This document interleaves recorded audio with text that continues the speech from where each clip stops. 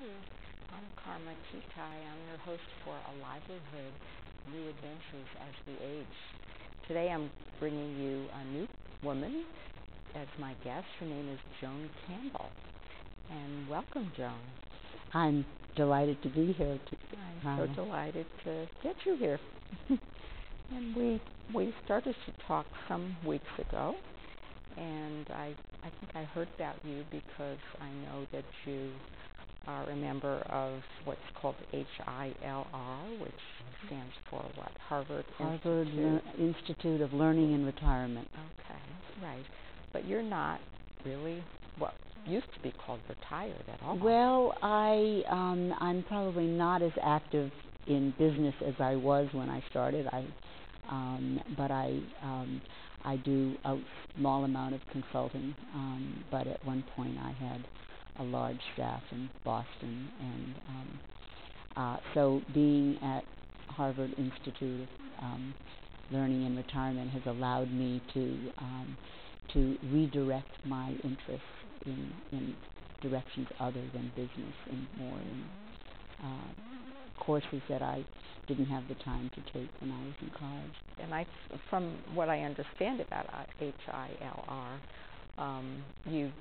some of the members themselves propose courses. Oh, and it's all self-taught. We have study group leaders that lead the classes, and so we're not a program like Harvard where professors stand up and give the class. It's a self-directed. Everyone studies together. And there are many of similar kinds of programs now all over the country for people who are, I don't usually even like to use the word retired. I don't either. Retired means withdrawn, slowed down and all that. But we can't say that about you, Joan, that you have withdrawn or slowed down. The popularity of these programs shows that there is a need for people to continue learning. We all do until, I think when we stop, we're probably dead. My granddaughter, I've been taking her to violin lessons, and I've sat in on all her lessons, and I thought, gosh, I think I'd like to take up the violin. So in January, I'm going to start. And did you ever study music? Never. Never. So it will be a very new experience for me. I think it's amazing to not set limits on yourself. I think I mentioned to you that I started rowing when I was 50, and which is an age that most people assume you stop doing whatever, and have just continually gotten better at rowing just by and I think to keep doing new things is a wonderful way to keep fresh and stay active. All these dendrites developing in our brains. And we can. I think that's the surprise, is that we can learn new things. You started rowing at age 50, and I think you told me that you've been doing the Head of the Charles. I've done that every year since I started. Challenging. Yeah. And experience. And I row one or two other competitive races. But I think when you're younger, you tend to want to win and be out there. I'm enjoying the experience of participating, and though I might be competitive in other aspects of my life, certainly in business I was, in athletics I'm just joyful to be out there. So now the Head of the Charles is in Cambridge, Massachusetts. It's the largest regatta of its kind in the world. So how many people participate? Well, we had 9,000 this year, and they came from all over the world. Okay. So it's a wonderful it was event. So huge. It is. It's a wonderful event. So do you have a team that you row with? Well, I row with my boat club, but I row as a single. I row individually, but I row under the auspices of my boat club.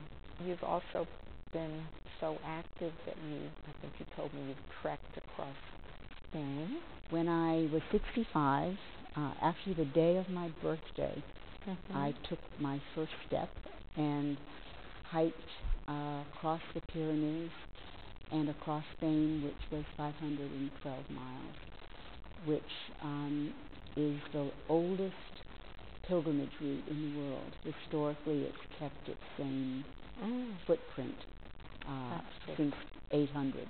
That just sounds absolutely remarkable to me. So what did you have to do to train for that? I didn't do a lot of training because I'm a hiker. So you're very active anyway. And I carried a backpack of about 20 pounds, 24 pounds. But it was very hard on my feet. At the end of the day, I could feel that I walked 14 miles. But then you'd get up the next day and do it again. Yes, but I went to bed thinking I wouldn't do it again. So this kind of reminds me about your telling me that you think one of the reasons that you are who you are is your resiliency, and also that you feel that you kind of grew up knowing that you just, I guess, having the conviction from your father maybe that you could do whatever you wanted to do. Correct? I thought a lot about that because in my generation, when we were a group of women that had guidelines. We would do certain things. We wouldn't be career women. We would get married at a certain time.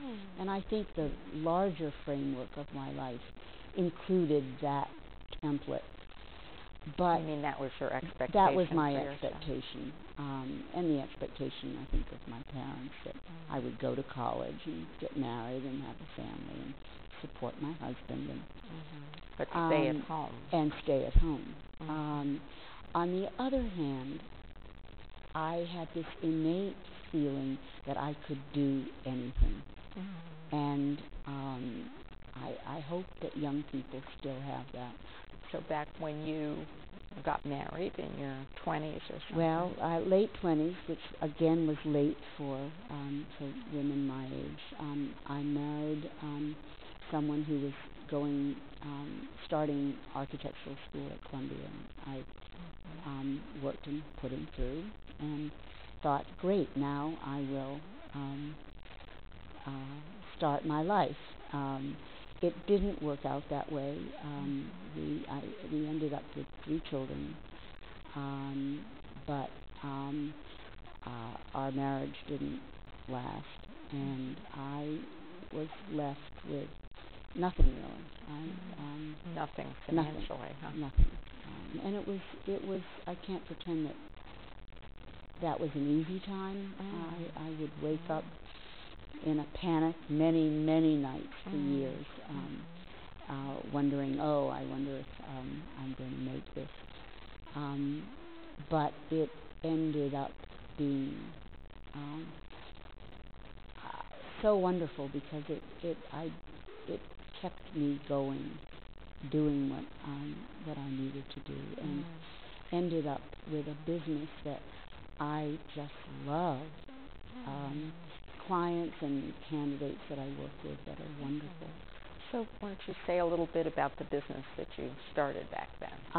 I do executive search and career counseling, which has evolved. I started doing primarily middle management positions and evolved into more senior level positions over the years.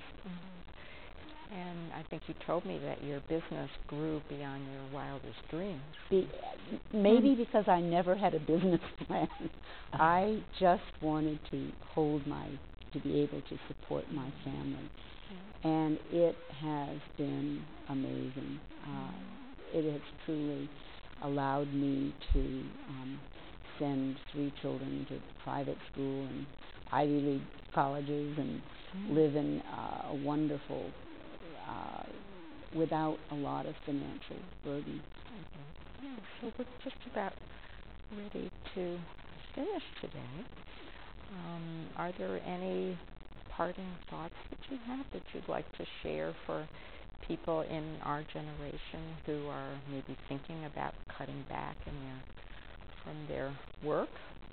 Well, I think I think my feeling would be to not set certain expectations for certain ages. You don't say, because I'm 65 I should be doing this.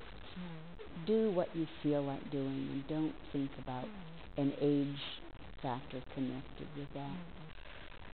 So I thank you for coming today, Joan, and I love to hear your story, and I think I'm never going to forget you trekking all those miles yourself, 500 plus miles across Spain.